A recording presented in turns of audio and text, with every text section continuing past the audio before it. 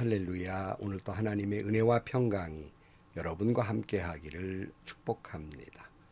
오늘도 묵상의 말씀을 통해서 하나님께서 나에게 말씀하시는 그 음성을 듣는 은혜로운 시간이 되시기를 축복합니다. 우리 믿는 이들은 하나님을 믿지 않는 세상을 향해서 죄악이 많고 그리고 패역한 세대이며 마지막 심판받을 망할 세상이라고 정죄하고 판단합니다.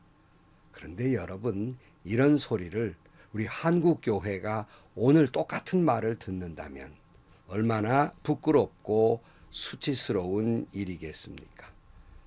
그런데 오늘 이 말씀을 이렇게 읽다 보니까 한국교회도 이와 같은 말씀을 들을 만한 상황이 되어가고 있다 하는 것을 인정하지 않을 수 없게 됩니다.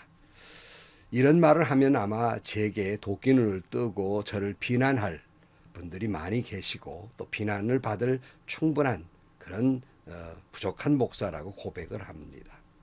그러나 여러분, 혹 우리가 부끄러움을 모르는 수치스러움을 모르는 한국교회는 아닌가, 혹 우리가 영적인 나병 환자가 되어버린 한국교회는 아닌가, 이렇게 한번 생각을 해봅니다. 염체가 없어요.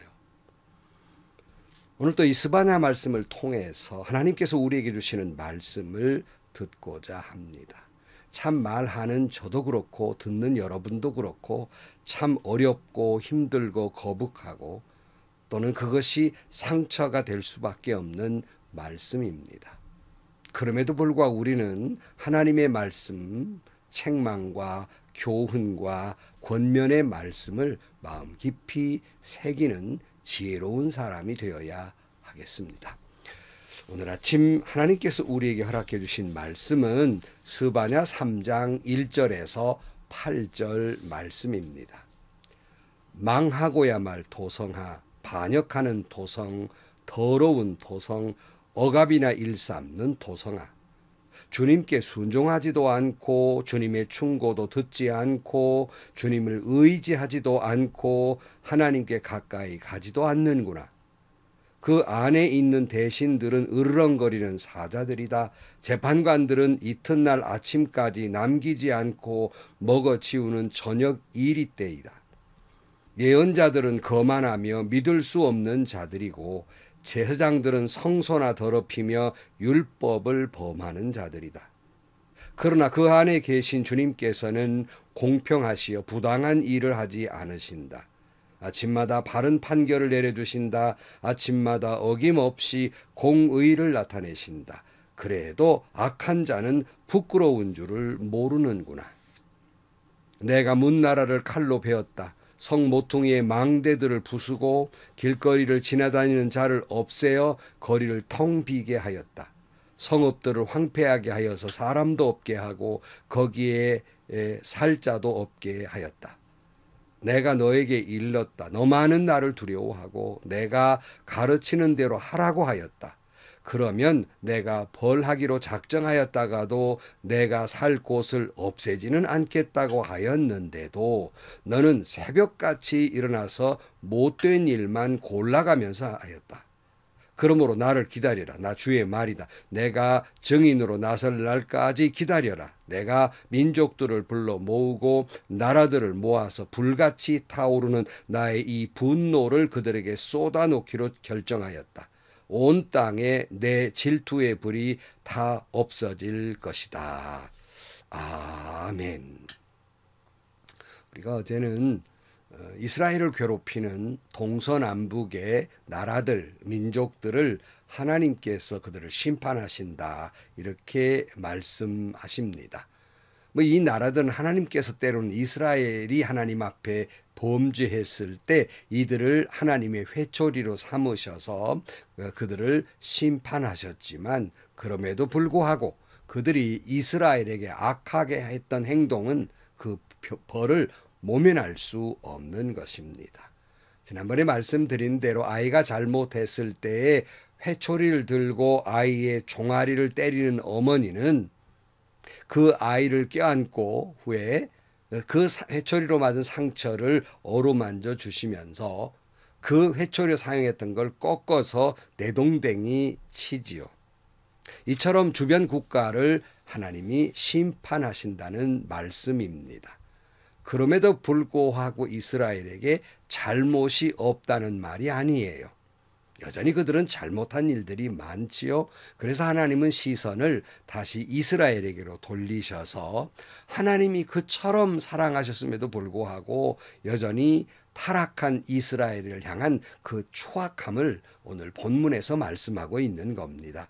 그래서 1절 말씀에 보면 망하고야 말 도성아, 반역하는 도성, 더러운 도성, 억압이나 일삼는 도성아 그랬어요. 이 말은 이스라엘을 향한 말씀이에요. 그러니까 이렇게 말할 수 있지요. 이스라엘을 망하고 말 도성이라고 말씀하고 있습니다. 더럽고 반역하고 억압이나 일삼는 이 망할 이스라엘이여 라고 하는 이 저주스러운 말씀을 하고 있습니다.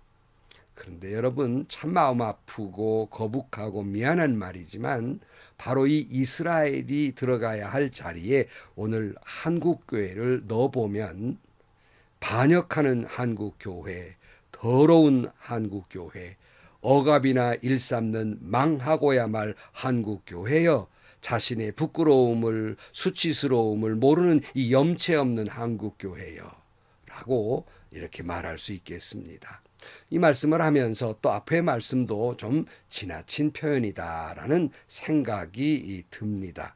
그렇다면 여러분에게 묻고 싶은 것은 여기 이스라엘은 그런 소리 들을 만하고 한국교회는 전혀 해당 사항 없다고 생각하십니까? 다 우리 마음을 아프게 하는 것은 이 감각이 없어요. 이 부끄러움을 모르고 수치스러움을 한국교회가 몰라요. 그러면서 한국교회는 지도자들은 목사 장로들은 한국교회는 평안하다 평안하다 거룩한 성전이요 거룩한 성전이요 라고 말하는 양심에 화인 맞은 것 같은 거짓말을 하고 있는 것 같습니다. 여러 번 말씀한 바가 있습니다마는 가장 거룩해야 될 곳이 타락하면 가장 추악한 곳이 되는 겁니다. 마찬가지로 타종교라서 좀 미안한 이야기지만은 캐톨릭이 타락했을 때 그 추악함은 말할 수 없었어요. 참 공교롭게도 한국교회가 그 타락한 가톨릭 교회와 비견되고 있다는 사실이에요. 가톨릭 교회가 타락했을 때 어떤 모습이었습니까? 돈과 권력에 심취되어 있는 이걸 양손에 들고 타락하기를 시작했습니다. 어쩌면 그렇게 한국 교회가 비슷한 양상으로 가는지 모르겠습니다. 돈을 우선시하고 권력에 아부하는 몇몇 교회 지도자들, 목사, 장로들을 보면 타락의 지름길로 가는 듯 싶습니다.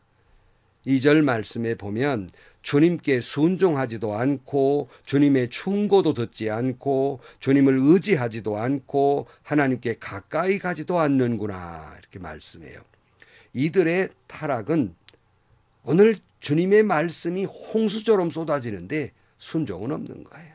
지난번에 말씀드린 대로 하나님의 교훈이나 책망이나 이런 설교 말씀 거북해서 꺼버리고 돌려버리는 그런 현상이 나타납니다. 주님을 의지하는 것이 아니라 돈을 의지하고 권력이나 사람을 의지하고 있습니다. 그러면서 말은 하나님을 믿는다 하면서 하나님을 가까이 하지 않는 한국교회의 모습을 보는 것과 같습니다. 3절 말씀, 그 안에 있는 대신들은 으르렁거리는 사자들이다. 재판관들은 이튿날 아침까지 남기지 않고 먹어치우는 저녁 이리 때다. 예언자들은 거만함에 믿을 수 없는 자들이고 제사장들은 성소나 더럽히며 율법을 범하는 자들이다. 여기 보면 대신들, 그러니까 권력을 가지고 있는 사람들은 일반 백성들을 으르렁거리는 사자처럼 찍어 누르려고 하고 있는 거예요.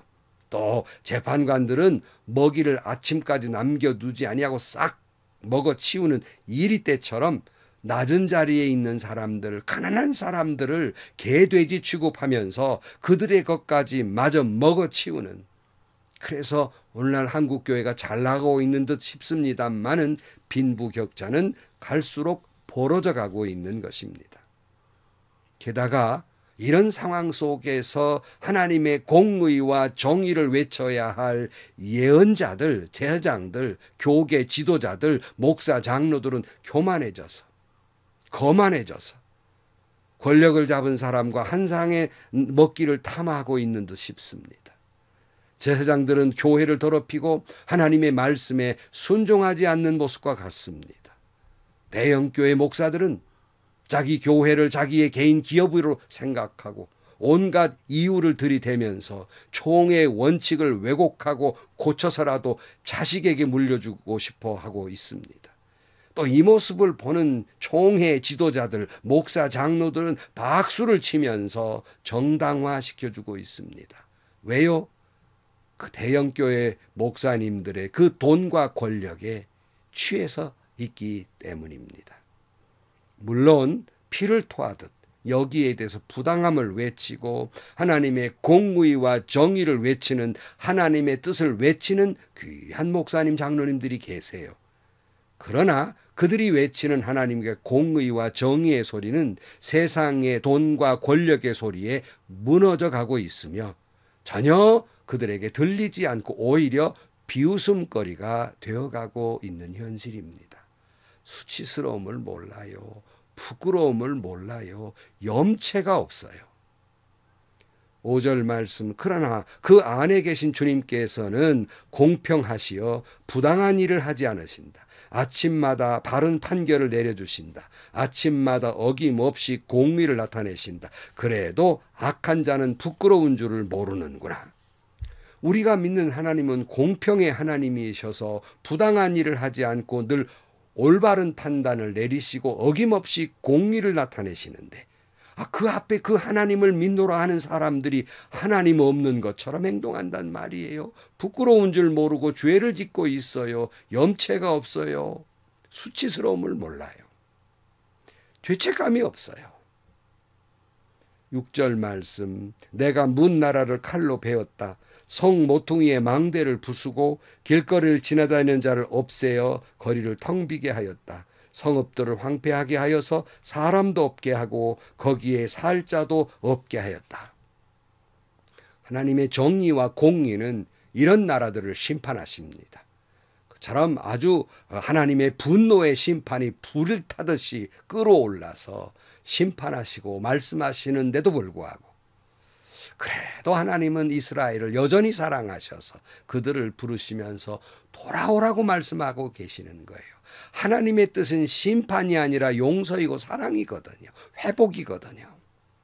7절 말씀, 내가 너에게 일렀다. 너만은 나를 두려워하고 내가 가르치는 대로 하라고 하였다. 그러면 내가 벌하기로 작정하였다가도 내가 살 곳을 없애지는 않겠다고 하였는데도 너는 새벽같이 일어나서 못된 일만 골라가면서 하였다. 하나님이 이스라엘을 향해서 너만은 하나님을 좀 두려워하라. 너만은 하나님의 말씀대로 순종 좀 해라. 그렇게만 하면 내가 너희들의 죄 때문에 화가 나서 벌을 내리리라도 내가 너희들을 살려주겠다. 이렇게 호소하고 있는데 하나님이 그럼에도 불구하고 새벽같이 일어나서 못된 일만 골라 한다는 거예요. 하나님이 한국교회를 향해서 너만은 하나님을 두려워하고 너만은 하나님 말씀에 순종하면 촛대를 옮기고 벌을 내리려다가도 살려주겠다고 함에도 불구하고 한국교회 새벽기도에 유명해요. 세계적으로 유명해요. 새벽같이 일어나 기도를 하면서 온갖 못된 짓은 다 하고 있는 듯 싶다는 말씀이에요. 기가 막힌 현실이죠. 부인할 수 없는 현실이죠.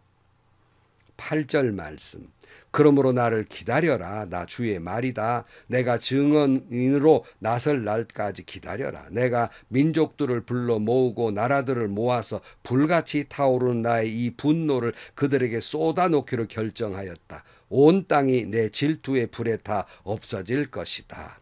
하나님의 분노는 극에 달해 있는 거예요. 모든 민족들을, 이런 죄 가운데 있는 민족들을 아주 땅에다 쏟아놓기로 결정을 하고 불태워버리려고 말씀하고 계신다는 말씀이에요. 사랑하는 성도 여러분, 은퇴한 목사로 한국교회를 바라보면서 저도 열애일 수 없는 죄인이에요. 한국교회가요, 신본주의에 있지 않고 인본주의에 빠져 있어요. 한국교회가요, 만모니즘에 빠져 있는 것 같지 않습니까? 권력에 아부하고 있지는 않습니까? 그러느라고 하나님의 말씀을 왜곡하고 잘못되게 해석하고 자기의 유리한 대로 적용해서 하나님의 법을 자기 입맛대로 해석하고 적용하고 있지는 않습니까? 오늘날 부자들과 권력가들의 타락상이 한국교회에 나타나고 있지는 않습니까? 타락한 가톨릭의 그 타락상이 한국교회에 어쩌면 그렇게 뒤따라가는 듯 모습이 보이지는 않습니까? 너만은 제발 하나님을 두려워하라고 말씀하시는데, 한국교회여 제발 하나님을 두려워하라. 한국교회 너만은 제발 하나님의 말씀에 순종하라고 말씀하시는데, 이 말씀을 듣는 지도자분이 계십니까? 장로님, 목사님 계십니까? 정말 하나님을 두려워하십니까? 하나님 말씀에 순종하고 있습니까? 그렇지 않고 유명한 새벽 기도를 하려고 새벽같이 일어나 온갖 못된 짓은 골라하며 하고 있지는 않습니까? 오늘 하나님 말씀이에요. 부끄러운 줄 몰라요. 수치가 없어요. 염체가 없어요.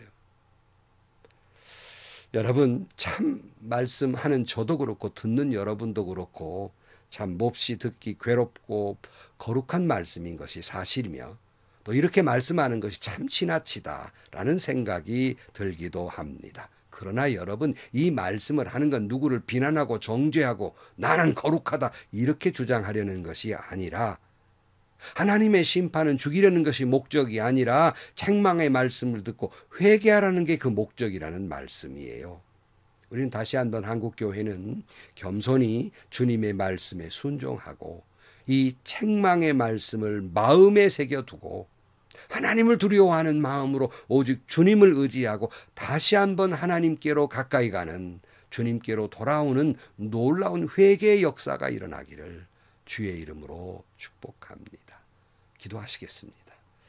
하나님 아버지, 이스라엘이여 너만은 하나님을 두려워하고 말씀에 순종하라고 말씀하셨는데 새벽같이 일어나 온갖 못된 짓을 골라 하는 것처럼 한국교회여 너만은 하나님을 두려워하고 너만은 말씀에 순종하라고 하시는데도 불구하고 새벽같이 일어나 기도하기는 해도 온갖 못된 짓은 골라하며 하고 있지는 않습니까?